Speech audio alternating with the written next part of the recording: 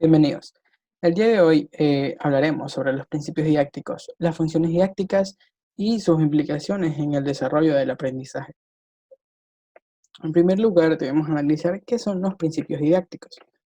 Son normas generales que se aplican al proceso de enseñanza-aprendizaje para dirigirlo y regularlo. Estas permiten al educador dirigir científicamente el desarrollo integral de la personalidad de sus alumnos y alumnas, considerando los estilos de aprendizaje en medios propicios para la comunicación y la socialización. El salón se vean estrechamente ligados al entorno, a la familia, a la comunidad y al entorno social en general. Al hablar de principios didácticos es importante recalcar los siguientes aspectos fundamentales. Por ejemplo, plantear principios para la didáctica no pueden ser una simple especulación. Su determinación debe basarse en la sistematización y generalización teórica de la actividad práctica en el proceso de enseñanza-aprendizaje que se desarrolla en las condiciones concretas de la educación en su sentido amplio. Además, los principios didácticos tienen un carácter socio-histórico concreto. También están en correspondencia con la filosofía, la psicología y la sociología, además de las ciencias afines. Todos los principios didácticos constituyen un sistema y abarcan todos los elementos del proceso de enseñanza-aprendizaje en sus funciones: instructiva, educativa, formadora y desarrolladora. En el contexto histórico-cultural han habido muchos autores quienes han cambiado el orden, importancia e incluso la reacción de los distintos principios didácticos. Sin embargo, aquí les presento los principios didácticos de manera generalizada, que son enunciados por Helleberger y G. Valdivia. Estos son: número 1, principio del carácter educativo de la enseñanza. Número 2, principio del carácter científico de la enseñanza. Número 3, principio de asequibilidad. Número 4, principio de la sistematización de la enseñanza. Número 5, principio de la relación entre la teoría y la práctica. Número 6, principio del carácter consciente. Y número 7, principio de asimilación de los conocimientos, habilidades y hábitos. Si bien estos principios son diversos, todos buscan un fin en general, como lo son: estructurar el proceso de enseñanza-aprendizaje hacia una búsqueda activa del conocimiento por parte del alumno, teniendo en cuenta las relaciones o las acciones que realiza éste por los momentos de orientación, ejecución y control de la actividad. Concebir un sistema de actividades para la búsqueda y exploración del conocimiento por el alumno, desde posiciones reflexivas, que estimulen y propicien el desarrollo del pensamiento y la independencia del escolar. Orientar, estimular y desarrollar formas de actividad y de comunicación colectivas que favorezcan el desarrollo intelectual al lograr la adecuada integración de lo individual con lo colectivo en el proceso de aprendizaje.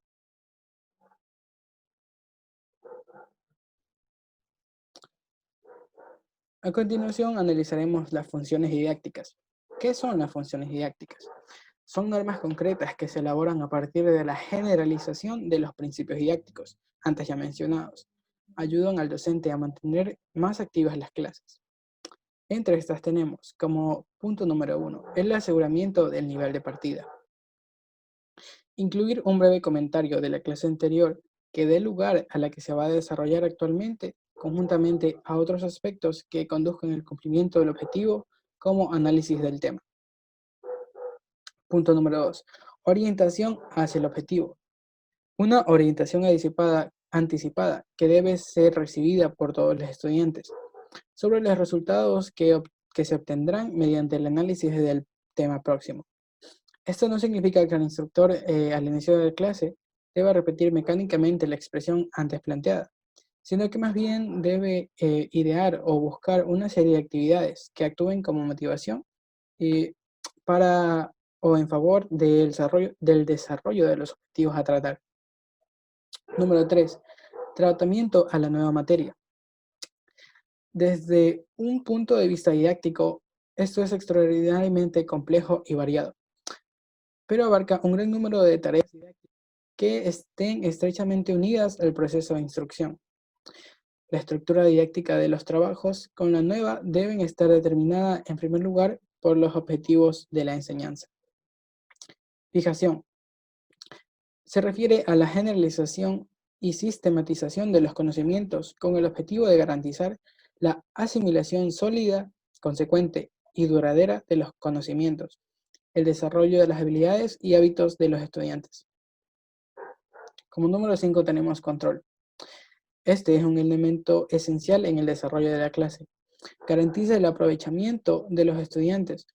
Mediante esta actividad se comprueban los resultados de la clase sobre la base de las exigencias planteadas en el plan de la enseñanza. Este control sirve además para la autocomprobación del instructor y abarca todo el proceso, es decir, debe ser constante.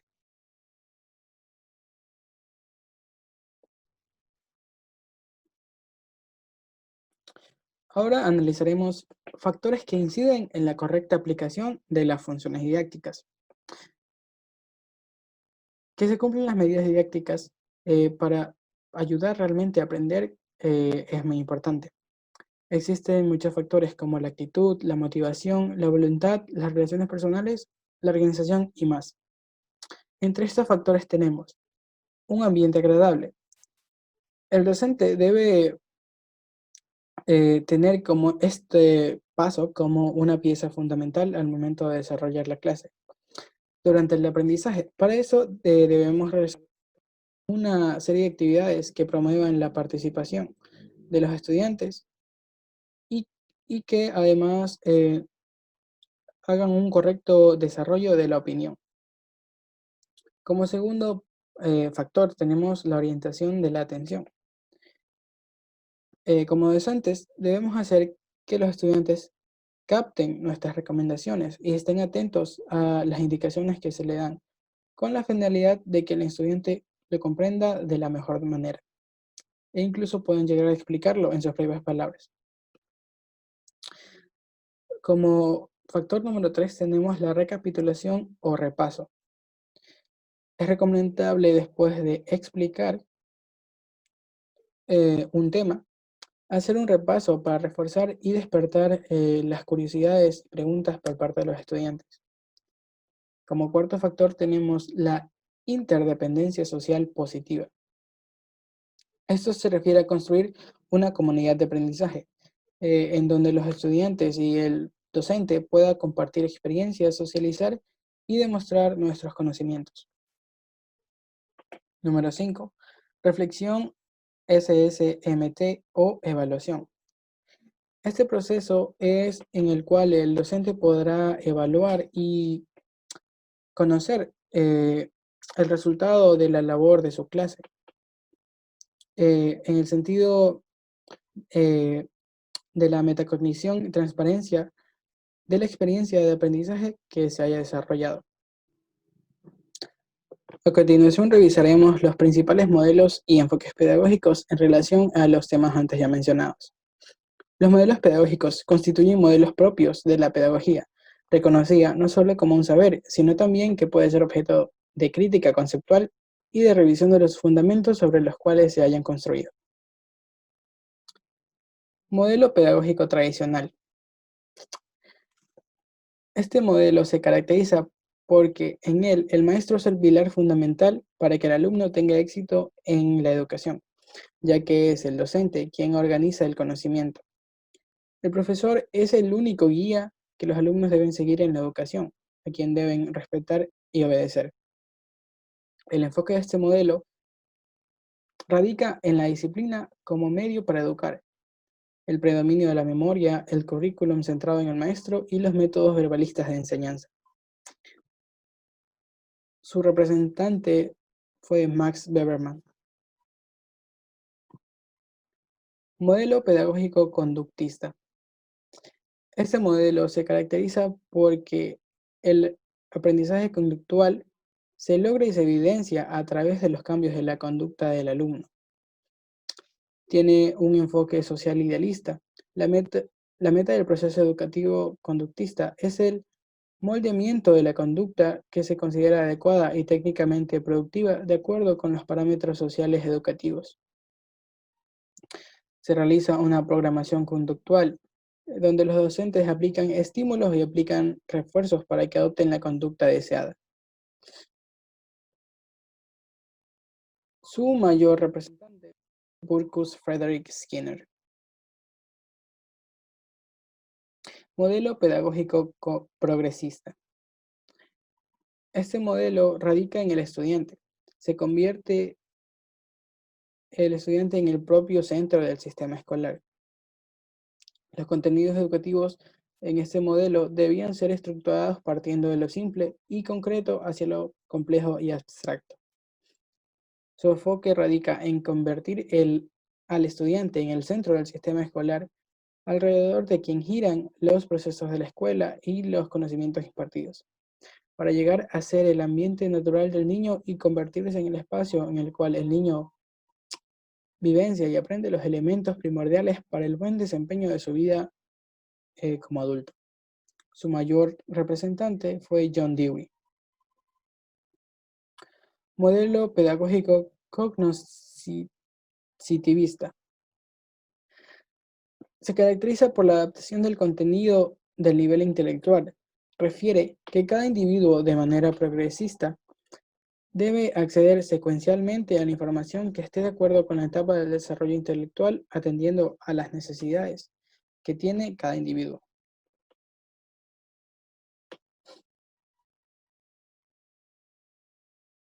El enfoque de este modelo radica en lo importante no es el resultado del proceso de aprendizaje, en términos de comportamientos logrados y demostrados, sino que los indicadores cualitativos permiten inferir acerca de las estructuras de conocimientos y procesos mentales que generan.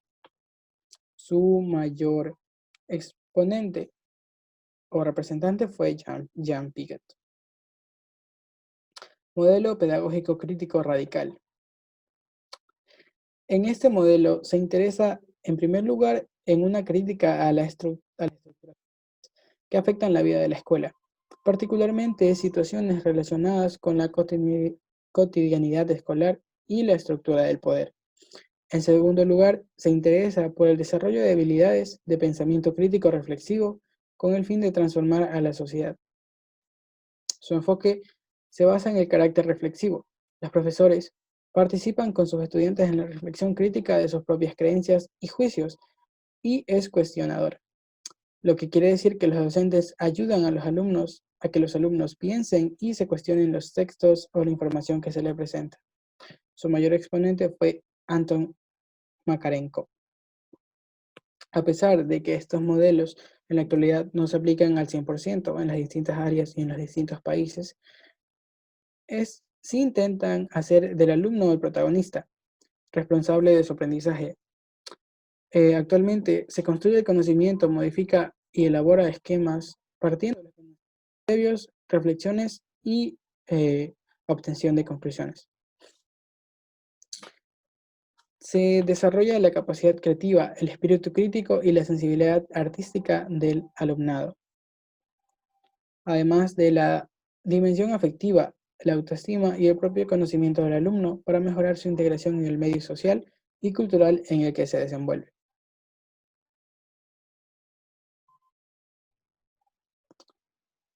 A continuación revisaremos un ejemplo de la importancia de uno de los principios en el desarrollo del aprendizaje, en este caso el aprendizaje significativo, expuesto por David Ausubel en 1963, quien fue un psicólogo pedagogo representante de la teoría del constructivismo, quien además durante mucho tiempo dominó el conductismo. Él expresaba que el factor más importante que influye en el aprendizaje es que el alumno es lo que el alumno ya sabe sobre una explicación dada. Por ejemplo, si un maestro le enseña a los niños la teoría de que el planeta Tierra es de forma redonda y que sus colores son café, verde y celeste, los niños tendrán en claro la teoría de que el planeta es tal. Pero sin embargo necesitan despejar la hipótesis. Para esto, el maestro procede a emplear la didáctica, realizando trabajos manuales empleando lo teórico. Gracias.